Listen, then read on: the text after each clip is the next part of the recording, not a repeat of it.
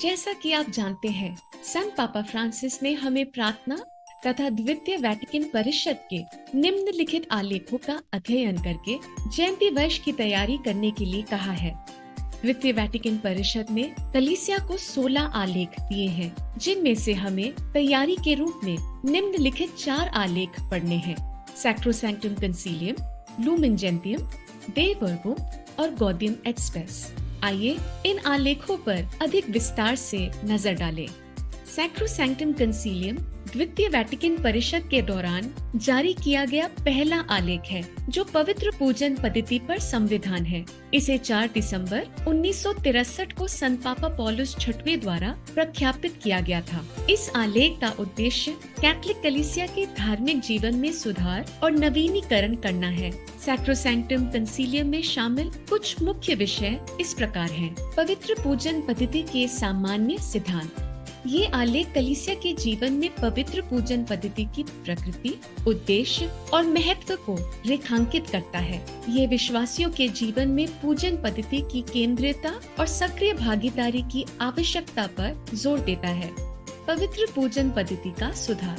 सैक्रोसैंक्टम कंसीलियम पूजन पद्धति में सुधार की वकालत करता है, ताकि इसे विश्वासियों के लिए अधिक सुलभ, समझने योग्य और सहभागी बनाया जा सके। इसमें याग पुस्तक यानी कि रोमन मिसल, घंटों की उपासना पद्धति, लिटर्जी ऑफ द आवर्स, संस्कारों और अन्य धर्म विधियों में संशोधन शामिल है।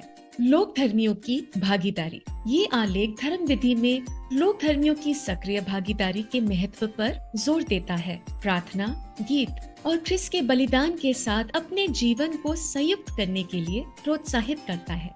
स्थानीय भाषाओं का उपयोग। यह पूजन पद्धति के अनुष्ठानों को विश्वासियों के लिए अधिक सरल बनाने हेतु लातिनी भाषा के साथ साथ स्थानीय भाषाओं के उपयोग की अनुमति देता है। पूजन पद्धति, संगीत और कला। सैक्रोसैंक्टम कंसीलियम धार्मिक अनुष्ठानों में पवित्र संगीत और कला की भूमिका को संबोधित करता है। प्रार्थना में आत्मा को प्रेरित करने और विश्वास के रहस्यों को व्यक्त करने की उनकी क्षमता पर जोर देता है। विभिन्न संस्कृतियों के लिए अनुकूलन। ये आलेख आस्था और पूजा की एकता को बनाए रखते हुए विभिन्न संस्कृतियों और क्षेत्रों में पूजन पद्धति के अनुकूलन की आवश्यकता को पहचानता है। पूजन वर्ष। ये ख्रिस्त के जीवन, मृत्यु और पुनरुत्थान के रहस्यों को मनाने में पूजन वर्ष के महत्व की पुष्टि करता है और विश्वासियों को विभिन्न धार्मिक कालों और पर्वों में पूरी तरह से भाग लेने के लिए प्रोत्साहित करता है। संस्कार और उपसंस्कार। सैक्रोसैंक्टम कंसीलियम संस्कारों और उपसंस्कारों के अनुष्ठान को संबोधित करता है तथा कृपा और उद्धार के चिन्ह के रूप में उनकी प्रभावकारिता पर जोर देता है। लुमेन जेंटियम को कलीसिया पर सिद्धांतनिक संविधान के रूप में भी जाना जाता है। ये द्वितीय वैटिकन परिषद के दौरान तैयार किए गए प्रमुख आलेखों में से एक है। इसे 21 नवंबर 1964 को संत पापा पौलुस छठवें द्वारा प्रख्यापित किया गया था। शीर्षक लुमेन जेंटियम का अनुवाद है राष्ट्रों की ज्योति। इस आलेख में कलीसिया को सभी लोगों के लिए मार्गदर्शक ज्योति के रूप में दर्शाया गया है। ये कैथोलिक कलीसिया की पहचान, प्रकृति, मिशन और संरचना के विभिन्न पहलुओं को संबोधित करता है। लुमेन जेंटियम में शामिल मुख्य विषय कुछ इस प्रकार हैं: ईश जन। लुमेन जेंटियम कलीसिया को ईश जन के रूप में परिभाषित करता है। सभी विश्वासियों को पवित्रता का बुलावा मिला है और इस बात को याद दिलाता है कि बपतिस्मा के द्वारा ही हम ख्रिस्त के शरीर के अंग बन गए हैं। कलीसिया का पदानुक्रम अर्थात धर्माधिकारी वर्ग। ये कलीसिया की पदानुक्रमित संरचना पर चर्चा करता है। संत पापा धर्माध्यक्षों, पुरोहितों और उपयाजकों की भूमिका के साथ साथ कलीसिया के मिशन में लोक धर्मियों की भागीदारी पर बात करता है। इस आलेख के अनुसार हमारी भूमिकाएं अलग अलग होने के बावजूद हम सब ख्रिस्त के शरीर के अंग हैं। कलीसिया और संसार के बीच संबंध। ये आलेख समकालीन संसार के साथ कलीसिया के संबंध को संबोधित करता है। सभी लोगों तक सुसमाचार पहुंचाने तथा अपनी विशिष्ट पहचान बनाए रखते हुए आधुनिक संसार के साथ कैसे संवाद में शामिल हो, इस पर जोर देता है। माता मरियम और संतों की संगति। लुमेन जेंटियम सभी विश्वासियों के लिए माता मरियम को ईश माता तथा विश्वास के आदर्श के रूप में दर्शाता है। ये संतों की सहभागिता और उनकी मध्यस्थता के महत्व को भी स्वीकार करता है। कलीसिया का मिशन। ये आलेख सुसमाचार का प्रचार करने, सामाजिक न्याय को बढ़ावा देने और सभी लोगों के बीच मेल मिलाप और एकता की दिशा में काम करने के कलीसिया के मिशन पर जोर देता है। ईसाई समुदाय और अन्य धर्मों के बीच संवाद। लुमेन जेंटियम अन्य ईसाई समुदायों के साथ संवाद और अन्य धर्मों के लोगों के साथ संबंधों को बढ़ावा देने के महत्व पर जोर देता है। युगांत संबंधित पहलू। ये ईश्वर के राज्य की तैयारी और मुक्ति के लिए ईश्वर की योजना की अंतिम पूर्ति में कलीसिया की भूमिका पर चर्चा करता है। कुल मिलाकर लुमेन जेंटियम कैथोलिक कलीसिया की अपने बारे में समझ और समकालीन दुनिया में उसके मिशन का एक व्यापक अवलोकन प्रदान करता है। दे वर्बुम ईश्वरीय प्रकाशन पर सिद्धांतमिक संविधान है, जो द्वितीय वेटिकन परिषद के दौरान तैयार किया गया एक प्रमुख आलेख है। इसे 18 नवंबर 1965 को संत पापा पौलुस छठवें द्वारा प्रख्यापित किया गया था।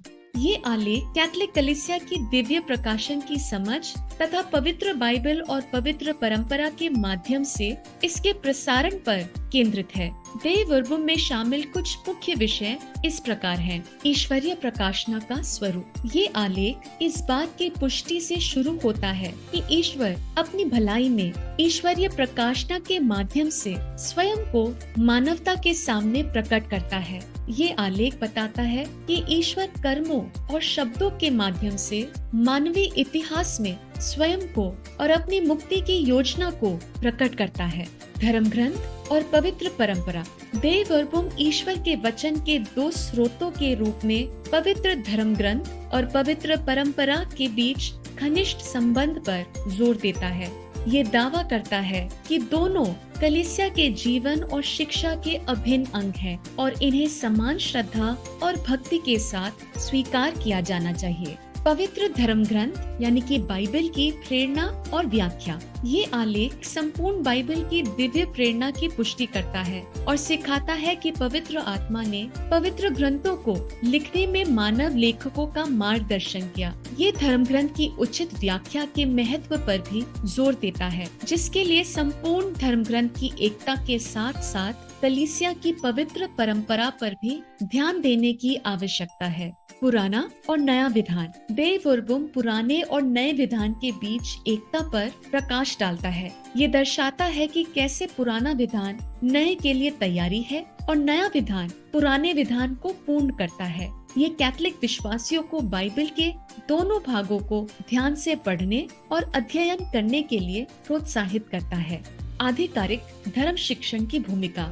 ये आलेख प्रामाणिक रूप से दिव्य प्रकाशना की व्याख्या और संचारण में मैजिस्टीरियम अर्थात कलीसिया के शिक्षण प्राधिकरण की भूमिका को स्वीकार करता है। ये सिखाता है कि मैजिस्टीरियम पवित्र ग्रंथ और पवित्र परंपरा दोनों में निहित विश्वास की सच्चाइयों को सुरक्षित रखने और प्रसारित करने का कार्य करता है।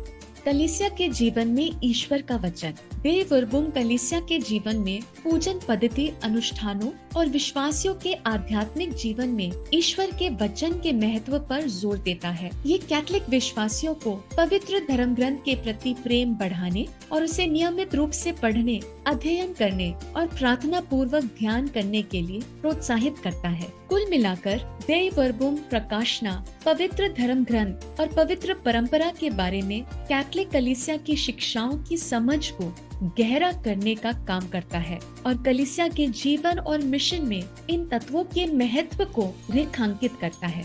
गॉडियम एट स्पेस आधुनिक युग में कलीसिया पर मेषपाल्य संविधान है। इसे 7 दिसंबर 1965 को संत पापा पौलुस छठवें द्वारा प्रख्यापित किया गया था।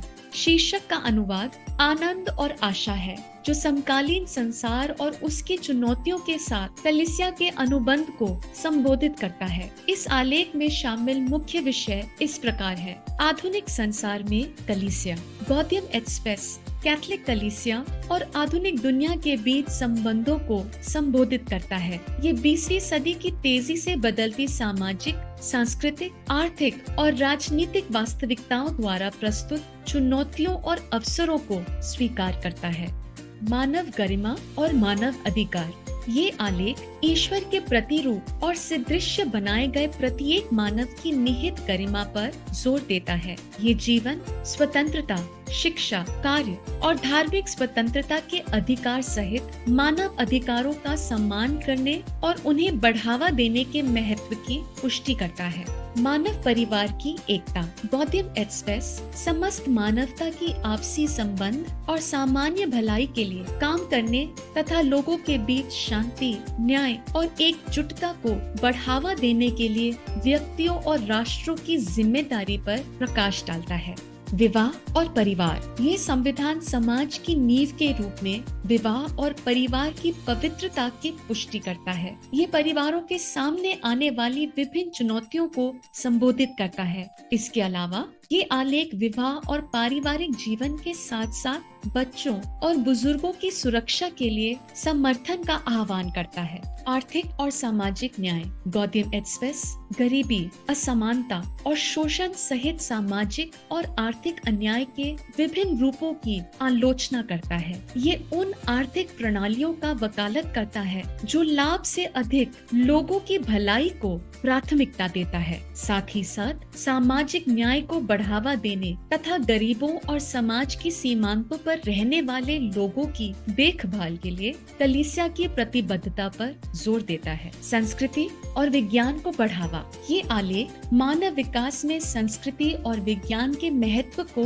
पहचानता है तथा आस्था और नैतिक सिद्धांतों के साथ उनके एकीकरण का आह्वान करता है। ये विश्वास और तर्क के बीच संवाद को प्रोत्साहित करता है और शिक्षा, अनुसंधान और सांस्कृतिक विकास के लिए कलीसिया के समर्थन की पुष्टि करता है। कलीसिया का मिशन। गॉडियम एट स्पेस सभी लोगों के लिए मुक्ति और आशा का सुसमाचार का संदेश लाने के कलीसिया के मिशन पर जोर देता है। ये सभी के भलाई की खोज तथा एक न्यायपूर्ण व शांतिपूर्ण संसार के निर्माण के लिए सद्भावना को प्रोत्साहित करने वाले लोगों के साथ बातचीत और सहयोग का आह्वान करता है। कुल मिलाकर गॉडियम एट स्पेस समकालीन संसार के साथ कलीसिया के अनुबंध और सुसमाचार संदेश के आलोक में मानवीय गरिमा, न्याय और एकजुटता को बढ़ावा देने की प्रतिबद्धता को दर्शाता है।